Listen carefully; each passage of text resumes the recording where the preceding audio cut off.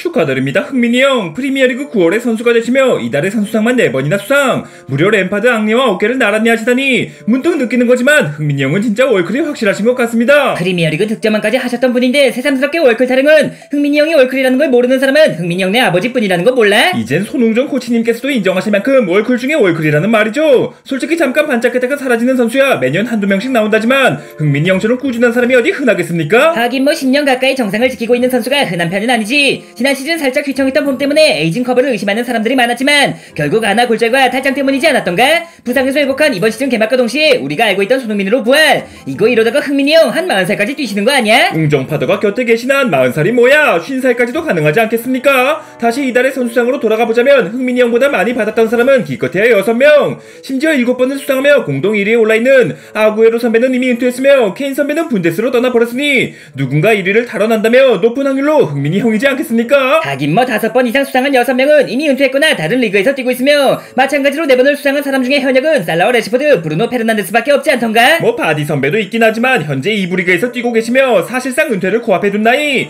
맨유의 두 선수 역시 지금 맨유의 상태로 밀어볼 땐 앞으로 몇 달간은 수상이 힘들지 않겠습니까? 사실상 살라와의 2파전이라 할 수 있으며 토트넘이 계속해서 지금의 상승세를 이어간다면 흥민이 형이 먼저 치고 나갈 확률이 높다는 거지. 이거 문득 흥민이 형이 새삼 대단한 선수라고 느껴지는구먼. 그놈의 문득 그놈의 새삼, 난 항상 똑같은 자리에서 똑같은 노력을 하고 있었는데 너희들이야말로 새삼스럽게 왜 그러는 거야? 그만큼 월드클래스란 말이죠. 대한민국 직장인의 월요일 컨디션은 그 전날 손흥민의 득점 여부에 달려있다 라는 말이 있을 만큼 10년 가까이 주말이면 국밥을 끓이고 계신 바람에 주모들이 은퇴도 못하고 있지 않습니까? 또한 같은 자리에서 같은 노력을 하고 계시다 말씀하셨는데 윙어를 넘어 스트라이커까지 에이스를 넘어 주장의 역할까지 하고 계시지 않습니까? 나이를 먹을수록 활동 범위가 좁아지는 게 세상의 이치인데 이건 뭐 자리도 노력도 2배로 늘어나고 있으니 문득 느끼는 거지만 우리 흥민이 형이야말로 실력에 비해 가장 저평가된 선수이자 새삼 느끼는 거지만 우리 주장님이야말로 토트넘 역사상 가장 뛰어난 선수가 아니겠습니까?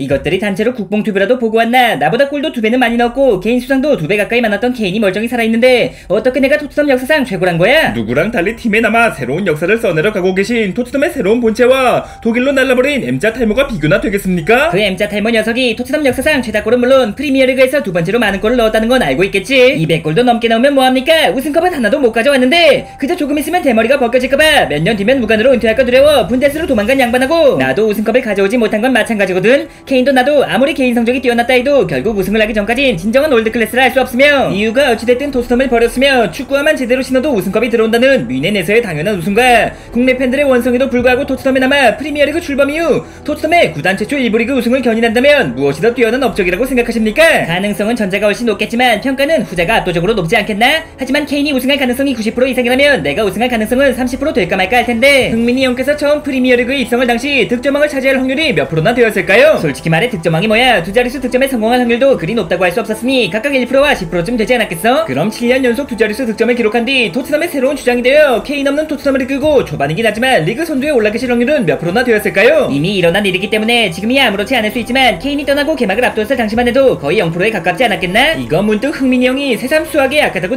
느껴지는군요. 무려 1%의 확률로 득점왕에 오르셨으며 0%에 가까운 확률을 실시간으로 뚫고 계신데 어째서 30%에 가까운 확률에 리그 우승은 어렵다고 느끼시는 거죠? 그거야 우승이란 건 나 혼자 잘한다 해서 이룰 수 없기 때문인 거지. 손케 듀오라는 리그 최고의 공격수를 보유하고도 2명이 번갈아가며 득점왕에 올랐음에도 단 한 번도 해보지 못한 게 리그 우승이라고? 비록 케인 선배는 더 이상 볼 수 없지만 우리 토트넘엔 조각 케인이 있지 않습니까? 조각 케익은 들어봤어도 조각 케인이라니 파리바게트의 신메뉴 같은 건가? 과거 토트넘의 본체였던 해리 케인이 7개를 합쳐놓은 드래곤볼이었다면 이제 모두가 드래곤볼 하나씩을 나눠 갖고 있다는 말이죠. 철벽 수문장 비카리오가 1성구, 맞는 풀백 포로가 2성구, 반더벤과 로메로가 각각 3성구와 4성구를 나눠 갖고 있으며 왼발의 마법사 쿨루세스키가 5성구, 그리고 저 패스더 마스터 오브 메디슨이 6성구를 갖고 있다면 나 손흥민이 7성구의 주인으로서 토트넘의 드래곤볼 즉 토레곤볼을 완성시켰다는 말이지. 이 밖에도 토트넘의 무천도사 보스텍 감독님이나 크리링 사르, 야무치 우도기 등등 부르마 역할의 히샬리송을 제외하면 최소한 1인분은 해주고 있죠. 뭐 제 입으로 이런 말하기 민망하지만 흥민이 형이 9월의 선수였다면 저 역시 8월의 선수였다는 거 아시죠? 든든한 동료들이 주장님을 바치고 있으니 조금 더 우승 욕심을 내보시란 말입니다. 뭐 새삼 느끼는 거지만 문득 토트넘도 이번만큼은 우승할 거란 예감이 들긴 했으며 너희들과 함께라면 불가능할 것도 없다고 생각한다. 8번째 두 자릿수 득점을 시작으로 5번째 이달의 선수상은 물론 2번째 득점왕을 넘어 내 인생 첫 번째 프리미어리그 우승까지 어디 한번 욕심낼 수 있을 때까지 내보자고!